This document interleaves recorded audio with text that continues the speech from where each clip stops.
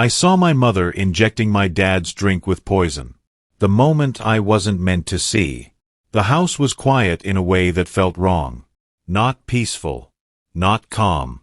Just careful. Malik Johnson paused halfway down the stairs, his phone still glowing in his hand.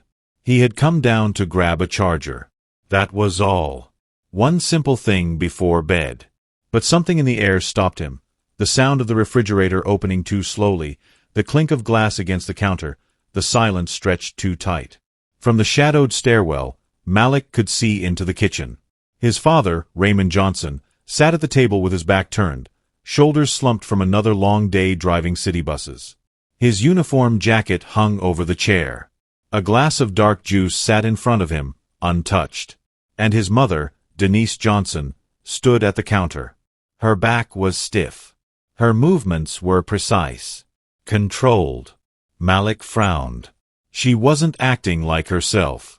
Denise glanced over her shoulder, checking if anyone was watching. Then she reached into her purse, slowly, deliberately, and pulled out a small syringe. Malik's breath caught in his throat. No. She leaned toward the glass and injected something into his father's drink. Malik's heart slammed so hard he thought it might give him away. His mother stirred the drink gently, then slid it toward his father with a soft smile. "Drink it before it gets warm," she said sweetly. Raymond nodded, unaware. Malik backed up silently, his legs shaking. In that moment, his childhood ended.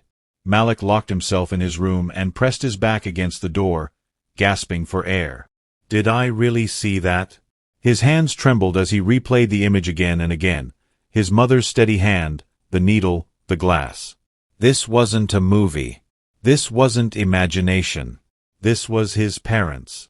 Downstairs, he heard the scrape of a chair. Panic exploded in his chest. Dad is about to drink it. Malik rushed out, heart pounding, thoughts colliding. What do you say in a moment like this? How do you accuse your own mother of trying to kill your father? He burst into the kitchen. Dad, don't drink that. Raymond froze, glass halfway to his lips. Denise's head snapped toward Malik. What are you doing? She snapped. Malik's voice shook. I saw you. I saw you put something in his drink. Silence fell like a bomb.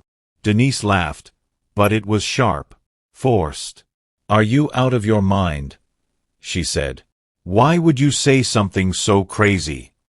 Raymond looked between them, confused. Malik, what's going on?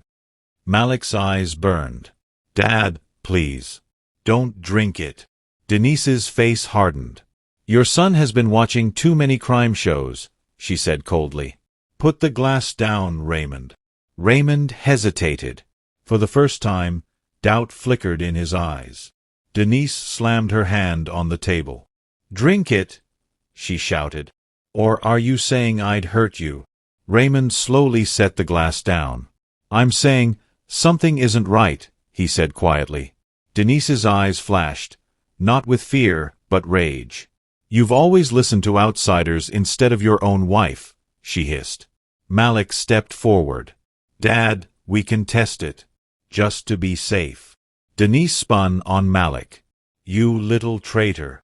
That word cut deeper than any blade. Raymond stood up. Enough. We're not drinking anything until we know the truth. Denise's breathing grew shallow. Her hands clenched. In that moment, Malik saw something he had never seen in his mother before. Not anger. Not frustration. But calculation. Raymond poured the drink into the sink. Denise screamed. You just wasted it. That reaction told them everything.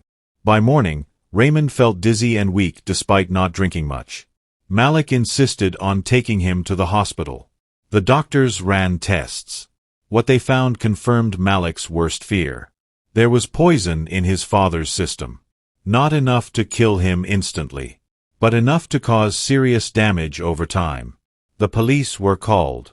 Denise was arrested in the same house where she once hosted family dinners and birthday parties.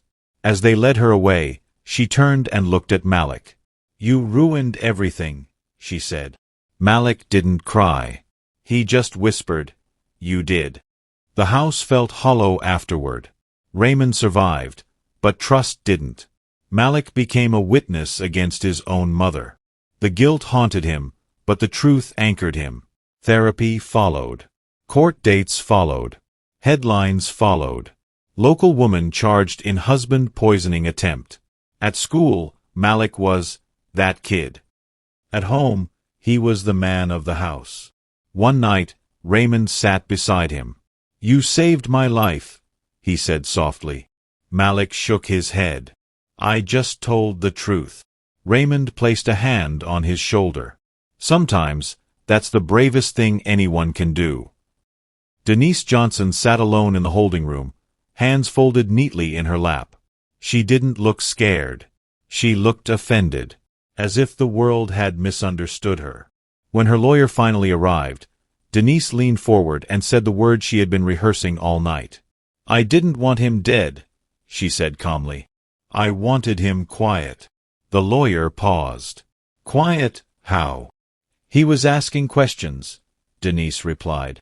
"About money. About things he didn't need to know." That was the first crack in the story everyone thought they understood. Raymond had always trusted Denise with the finances. Bills. Savings. Investments. Everything. While he worked overtime, she handled the numbers. But after the arrest, Malik helped his father go through old statements. At first, it was confusing. Then it became terrifying. Large withdrawals. Accounts he didn't recognize. Loans taken out in Raymond's name, without his knowledge. "This isn't possible," Raymond whispered. Malik stared at the screen. "Dad, this has been going on for years."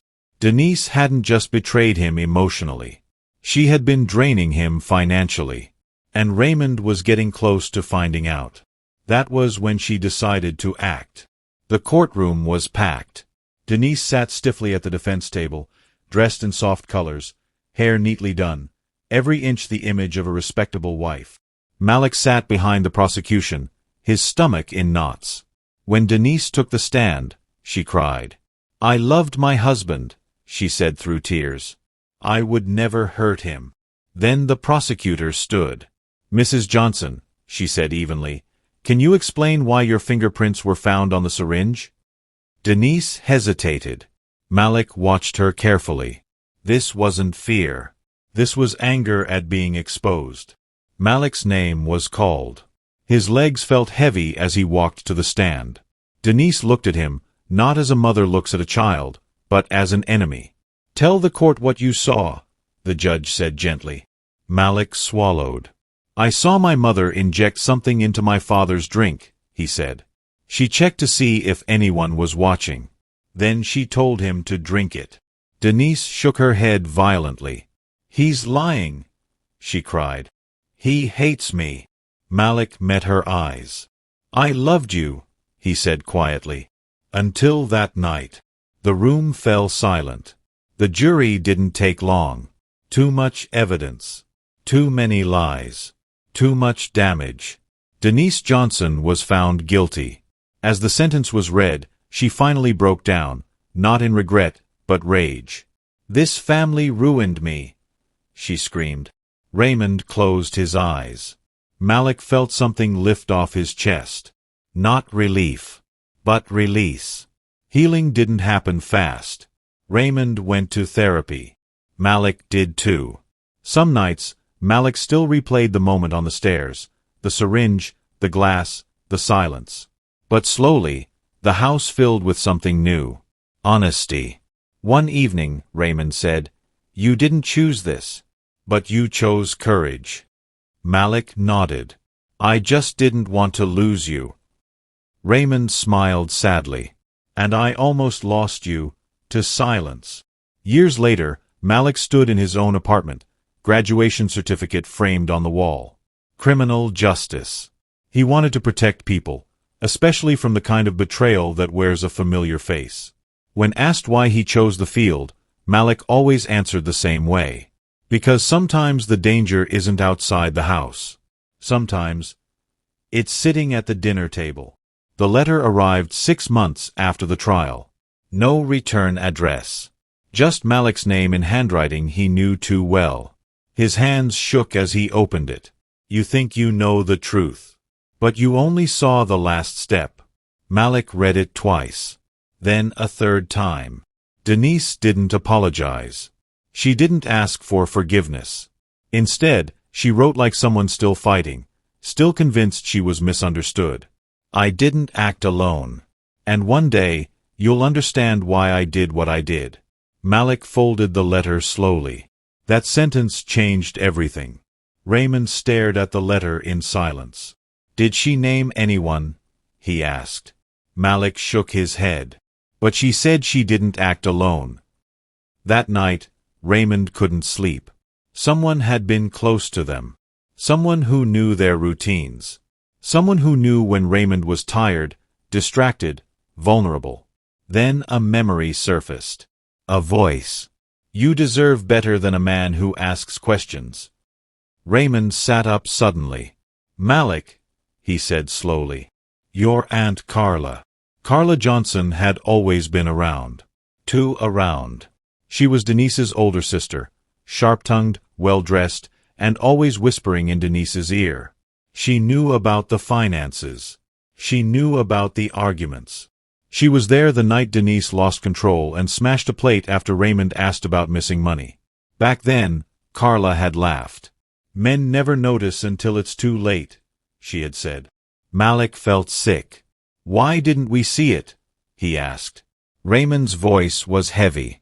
Because betrayal doesn't announce itself. The district attorney reopened parts of the case quietly. They followed money trails, phone records, late-night calls from Carla to Denise, right before the poisoning attempt. Carla was brought in for questioning. She smiled the whole time. I gave my sister advice, she said calmly. That's not a crime. But advice leaves fingerprints when it turns into planning. During a follow-up interrogation, Carla finally snapped. She was weak, Carla said sharply. I told her to take control. That man was about to ruin everything. By asking about his own money, the detective asked. Carla leaned back. Men like Raymond think they own everything just because they earn it. That statement sealed her fate. She was charged as an accessory. Denise never looked surprised when she heard. Denise and Carla were transferred to the same facility. They didn't speak. Not once. In prison, Denise finally understood something she never had before. Carla hadn't helped her out of love. She had used her. And now, there was no one left to blame. Malik visited his mother one final time. Not to argue. Not to forgive. To close a door. I told the truth, he said calmly. And I'd do it again. Denise stared at him for a long time. You were supposed to protect me, she said. Malik shook his head. I was a child. You were the parent. That was the last conversation they ever had. Years passed. Raymond recovered, not just physically, but mentally. He learned to trust again. Slowly, carefully. Malik graduated at the top of his class. On his first day working with victims of domestic and financial abuse, he looked at his badge and thought about that staircase. That glass. That moment he chose truth over fear. Some people inherit houses. Others inherit wounds. Malik inherited a responsibility, to speak when silence could kill. Malik didn't expect the phone calls. He especially didn't expect the threats. The documentary aired on a quiet Sunday night, Betrayal at Home, When Trust Turns Deadly. It was supposed to be educational. A warning. A survivor's story. Instead, it turned Malik into a target. Some viewers praised him. Others attacked him. How could you testify against your own mother? You should have handled it privately. Blood is blood. Malik read the comments once. Then he stopped.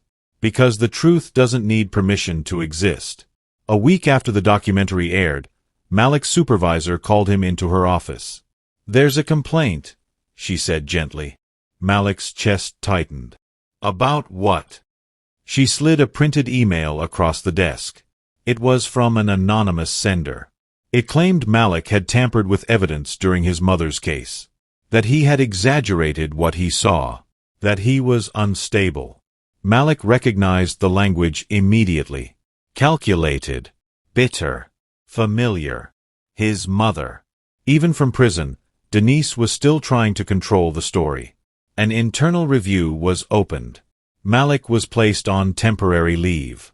For the first time since that night on the stairs, doubt crept in, not about the truth, but about whether telling it had been worth the price. Raymond found him sitting alone in the dark living room. "She's still punishing you," Raymond said quietly. Malik nodded. "And I'm tired." Raymond sat beside him. "Then rest," he said. "But don't regret." The review didn't last long.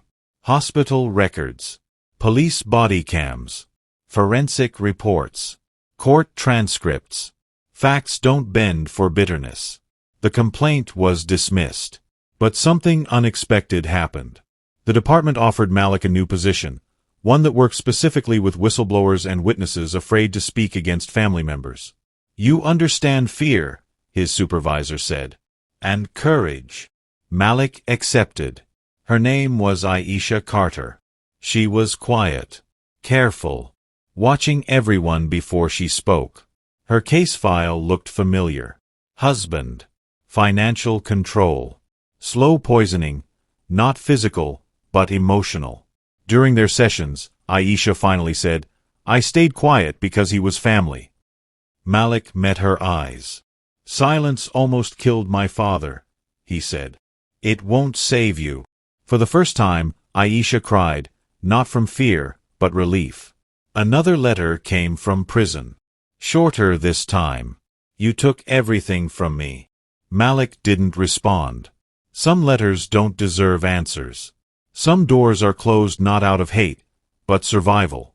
Raymond met someone at a support group. Her name was Gloria. A widow. Patient. And she didn't rush him. Didn't push. Didn't ask him to forget. "One night," Raymond told Malik, "I didn't think I'd ever trust again." Malik smiled softly. "You don't have to rush healing, Dad. Just don't deny yourself happiness." Raymond nodded. "You taught me that." Years later, Malik stood in a different house. Different city. Different life. But sometimes, when the light hit just right, he remembered that staircase. The silence. The moment choice appeared without warning. He understood something now. Courage isn't loud. It doesn't feel heroic. It just refuses to look away. Malik became known for one thing. He believed people. Especially when their stories were inconvenient. Especially when the danger wore a familiar face. He never told his story unless asked. And when he did, he ended it the same way every time. "I didn't save my father by being brave. I saved him by telling the truth before it was too late." Some families pass down secrets. Others pass down strength. Malik chose to pass down truth. Because one night in 2025, a boy saw something he wasn't meant to see. And instead of staying silent, he changed everything.